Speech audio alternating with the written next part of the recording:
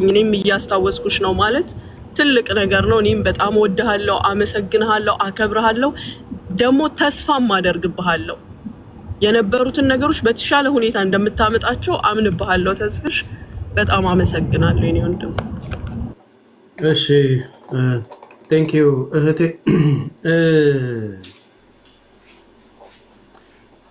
በዚህ አጋጣሚ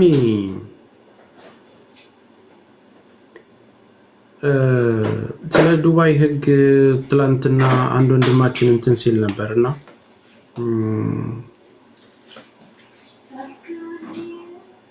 ጥንቃቄ አድርጉ እህቶች ወንድሞች፣ የምሬን ነው የምነግራችሁ። የተሰደዳችሁበትን ነገር ወቁት። እሺ ጥንቃቄ አድርጉ። በቃ ማይሆን ነገር ውስጥ አትግቡ።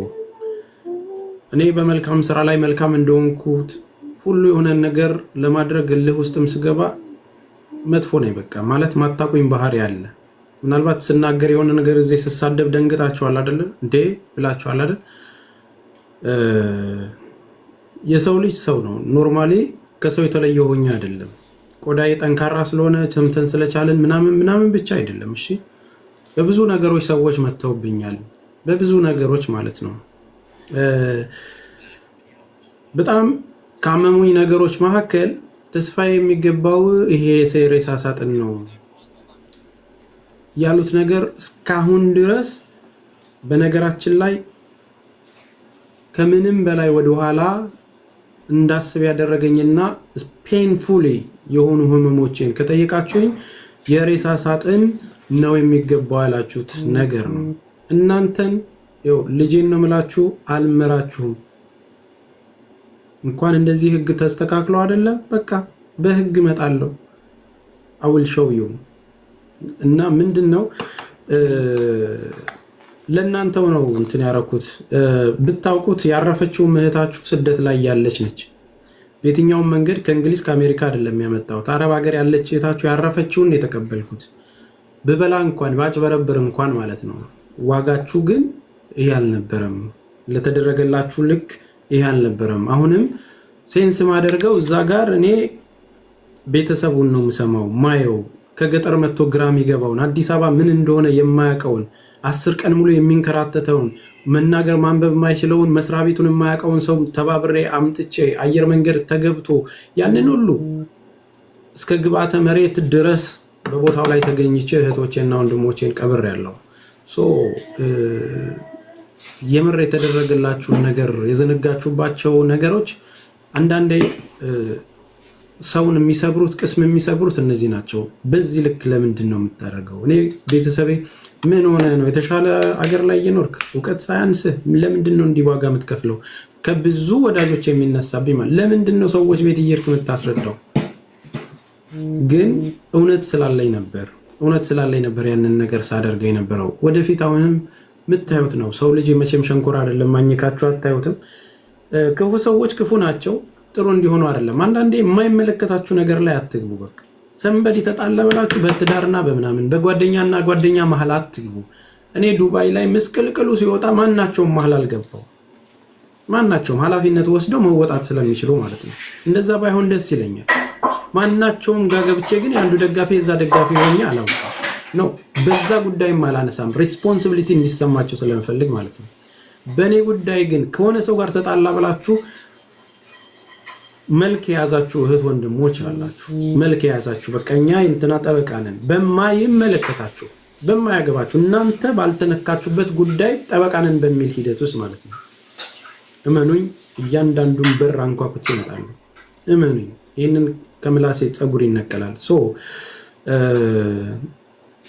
እንደዚህ አታድርጉ። በቃ ነገ እንደምታለቅሱ አውቃለሁኝ። አሁንም ሰድባችሁኝ ሌላ ይኸው ዛሬ ከደስታው 5 ሚሊዮን ሰው ታብታብ አድርጎ ደስተኛ ሆኖ ነው የምታዩት። የሌላ ኑር ሰቦ ጉዳይ ለ3 ዓመታት መከራ ሲያሳየን እንቅልፍ ሳጣበት የነበርኩት ነገር ነው ዛሬ በደስታ የተጠናቀቀ። አያችሁ አይደል?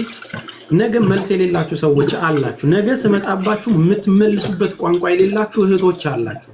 ማረኝ ልትሉ የምትችሉ ማለት ነው። ግን ዋይ ለምንድን ነው እንደዚህ የምታረጉት? እናንተ የምታሳጡት ነገር ሲምፕሊ በቃ ሲያዙ በቃ እንዲህ አታደርጓቸው የምትሏቸው ሰዎች የሰውን ህይወት ሲያመሰቃቅሉ የምታዩበት አንግል ራሱ ልክ ነው። ተስፋዬ ባለቤቱ እንትን ገብታ ልጆቹን እንደዚህ አድርጎ የአማኑኤል ገብታ ምን አይነት ታሪክ ነው የምታወሩት? ማን ነውስ የሚሰጣችሁ ይሄንን ነገር? የትኛው እውነት ላይ ቆማችሁስ ነው ይሄንን የምታወሩት? የምር አሁን እንደዚህ አይነት ነገር ልጆቹ የሚባል እኔ አንድ ፍሬ ነው ለአይኔ ማረፊያ አንድ ልጅ ነው ያለው። ይሄው ልጄ ጋር ነው ያለሁት፣ ቤቴ ነው ያለሁት። ምንድን ነው የምትሉት? የትኛው ህይወት ነው እናንተ አሁን በእላህ አውጥቼ እኔን ገበና እንዳወሳያችሁ ነው የምትፈልጉት ወይስ ዋት?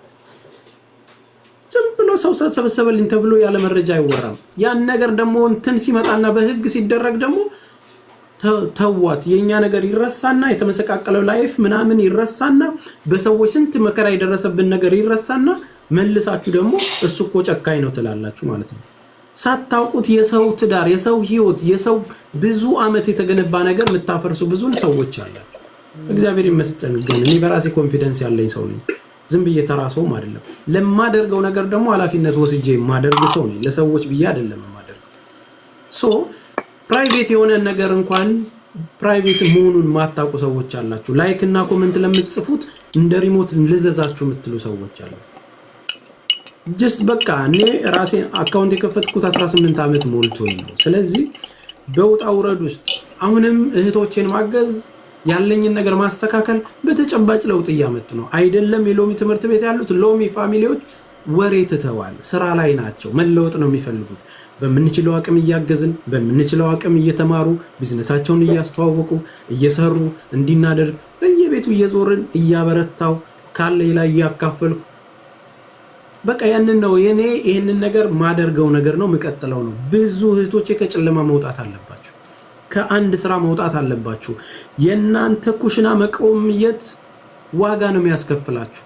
ለልጆቻችሁ እንደ ሻማ መቅለጥ ዋጋ ነው የሚያስከፍላችሁ። this is the right time በቃ መውጣት አለባችሁ። ዘረኝነት ውስጥ ከተዋችሁ እንዳታስቡ ያረጋችኋል። መጥፎ ነገር ጋር እየተመላለሳችሁ ከስር ብቻ ታብታብ እያደረጋችሁ የሰው ቲክቶክ የምታዳምቁ ናችሁ አብዛኞቻችሁ።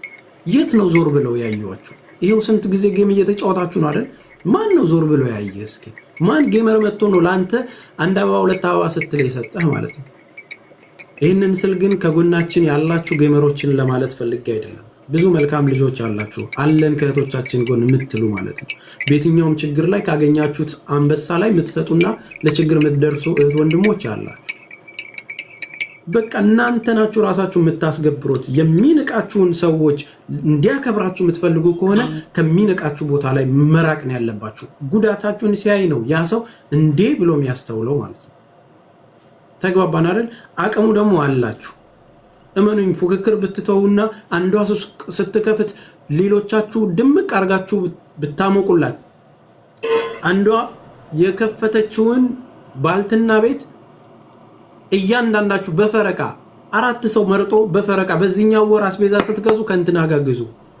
በቃ እህታችን ተለወጠች። ከዚህኛው ወር ደግሞ በ4 ወር ውስጥ 4 ሱቅ ያላቸውን ሰዎች ሚሊዮነር ማድረግ ይቻላል። ሲምፕል ዛት። የምትጠቀሙትን እያደረጋችሁ ማለት ነው። የምትጠቀሙትን ስንት እህቶች ናቸው እኔ አልፌያቸው ስገባ እነሱ ቤት ስገባ ሰርፕራይዝ የሚሆኑ 9 ሰው የሚያያቸው ነጋዴዎች አሉ። 10 ሰው የሚያያቸው ተስፋ ቆርጠው እንደዛው ማዳም ቤት ሆን ይሻለኝ ነበር የሚሉ እህት ወንድሞቻችሁን እንዴት ነው የምታዩት? ከዛን እንትን ተብሏችሁ የሚሰጠው አጀንዳ ድግምት ላይ ነው ጊዜያችሁን የምታሳልፉት። እንደዛ ሆነ፣ እንደዚህ ሆነ፣ እንደዚህ ሆኖ፣ እንደዛ ሆኖ በቃ ሰንበዲ እነዚህን የሚያቀጣጥሉት ሰዎች ደግሞ they making money በቃ በጌምም በተለያየም ነገር ብሩን ያገኙታል እነሱ። ግን እዛ ጋር ወይ ድግምትሽን አላስነሳሽ ወይ ስራሽ ላይ አልበረታሽ ወሬ ይሆንና በየቀኑ አጀንዳ እየፈታሽ ሌላ ታምር ውስጥ ትገቢያለሽ።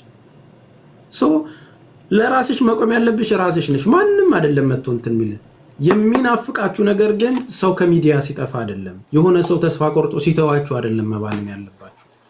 መንቃት አለባችሁ። የቱ ጋር ነኝ? ስንት ዓመት ስደት ላይ ሰራው? ስንት ዓመት ስደት ላይ ሰርቼስ ምን አይነት ውጤት አምጥቻለሁ? አካውንትሽ ላይ 500 ሺህ ብር አለ። ያንን በስንት ጊዜ ነው ያጠራቀምሽው? ያጠራቀምሽውን ነገርስ ምን መስራት እንዳለብሽ የምታውቂው እውቀት አለ? ስለ ቢዝነስ መረጃው አለሽ? ሄደሽ ስለምትከፍቺው የቢዝነስ አያያዝ ታውቂያለሽ? እያንዳንዱ ብርሽን አውጥተሽ ከመበተን ውጪ ሴቭ ያደረግሽው ነገር አለ? አሁንስ የሚመጣውን ደሞዝ የአሁኑን ወር ደሞዝ እጅሽ ላይ ሲገባ ስንት ቦታ ነው የከፋፈልሽው? ከአምናው ተለይተሻል? ከባለፈው ወር ተለይተሻል? ናቲንግ። እድሜ ትጨምሪያለሽ፣ ስብርት ያለሽ 20 ዓመት ሰርተው የመጡትን እናቶች ስታዩ ተማሩ ብለው የሚመክሯችሁ ለራሳችሁ ሆኖ ነው። ታዲያ መቼ ነው የምትነቁት? ስንት ዓመት ነው እዚህ ምድር ላይ የምትኖሩት? ስንት ዓመት ነው ስደት ላይ የምትኖሩት? ያንን በረሃ፣ ያንን ፀሐይ፣ ያንን ንዳድ በምቹ ሁኔታ እንኳን እኔ ዱባይ ሄጄ በጣም ሞቆኝ ነበር። ስንት ለፍታችሁ ደም ተፍታችሁ የምታመጡትን ብር ግን ሰንበዲ ይጫወትበታል። ሰንበዲ አንድ ቀን አናግሯችሁ በነጋታው ብር ላክልኝ ስልሽ ያለውን በቃ እንትን አሳዝኖ የሰጠው ለማታውቁት ሰው ነው ብር የምትልኩት። ስለዚህ ፕሊስ በቃ መንቃት አለባችሁ። እነዚህን ነገር ማስተካከል የምንችለው ደግሞ ሰው ስትሰሙ ነው። የሚገርመው ነገር ምሁሩም አረብ ሀገር ነው ያለው፣ መሀይቡም አረብ ሀገር ነው ያለው፣ ጸባይ ያለውም አረብ ሀገር ነው ያለው፣ ተሳዳቢውም አረብ ሀገር ነው ያለው። ድብልቅልቅልቅ አለና ምን እናድርግ? በቃ እዚህ ጋር ስትይዘው እዛ ጋር፣ እዚህ ጋር ስትይዘው አጀንዳ ያደርጋል። እንዲህ እኮ ስለሆነ ነው፣ እንደዛ እኮ ነው፣ ከዚህም ይመጣና በቃ ከባድ ይሆናል ማለት ነው። ሶ መለየት ነው። አሁን እኛ እንደ ሎሚ ፋሚሊ የሎሚ ምልክት ያደረገውን ሰው መለየትን ያዝ ነው። ከዛ ከዘረኝነት ውስጥ መጥፎ ቦታ ከሚውልበት ውስጥ ወጥቶ ራሱን እንዴት ነው ማኔጅ የሚያደርገው? ስንተባበር ምንድነው መስራት የምንችለው? እህቶቻችን እንዴት ማገዝ አለብን? ወንድሞቻችን እንዴት ማገዝ አለብን?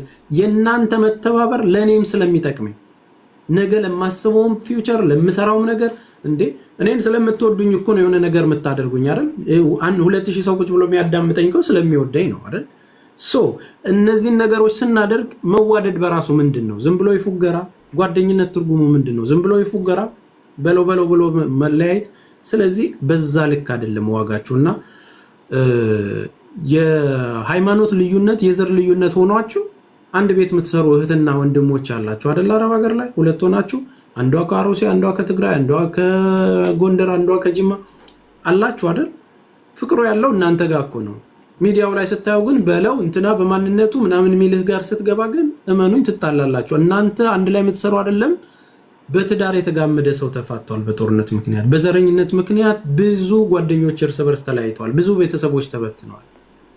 ስለዚህ ዌክ አፕ በቃ በመተጋገዝ አሁን ባለው ሲስተሞች ውስጥም አረብ ሀገር ያለው ምንድነው የሚፈቀደው ምንድነው የማይፈቀደው? እግዚአብሔር ይስጠው አንድ ወንድማችን ይህንን ፕሮግራምም አዘጋጅቶ በቀደም ቅጣቱ ምን እንደሆነ ላባነናችሁ ማለት ነው። አንድ ሰው ነው ያዘጋጀው፣ ግን በቃ እንዲማለ እንድትሉ ያደርጋችኋል። ስለዚህ ቪዲዮ ላይ ሪከርድ አድርጉኝ ምንም አያመጡም የምትሉ ሰዎች ተጠንቀቁ። ምንም አያመጡም ነው ምንም የሚያመጣው ግድ የላችሁም። አላማችሁ ይህ አይደለም። ተሳፍረሽ ስትሄጂ ዱባይ ላይ ስትሄጂ ሰርቼ እለወጣለሁ ብላችኋል። እልህ ውስጥ ማትግቡ። አንዳንድ ሰዎች የሚያናድዷችሁ ሩቅ ሆነው ሊሆን ይችላል። እኔ እዚህ ባንጨረጭር ምንም አታመጣም። እኔ ያለሁበት ሀገር ሌላ ዓለም ነው፣ ከአንተ ጋር አይገናኝም። አንተን ግን አንጨርጭር የሆነ ነገር ተናገረኝ ብዬ የሆነ ነገር ማድረግ ይችላለሁ። መጠንቀቅ አለባችሁ። አንዳንዴ ቀይ መስመር የሚባለውን ነገርም ማወቅ አለባችሁ። እርስ በርስም አትናናቁ። ለምን አትደጋግፉ? ስለዚህ ራሳችሁት የምታወሩት አላችሁ፣ ራሳችሁም ደግሞ መልሳችሁ ትወድቃላችሁ።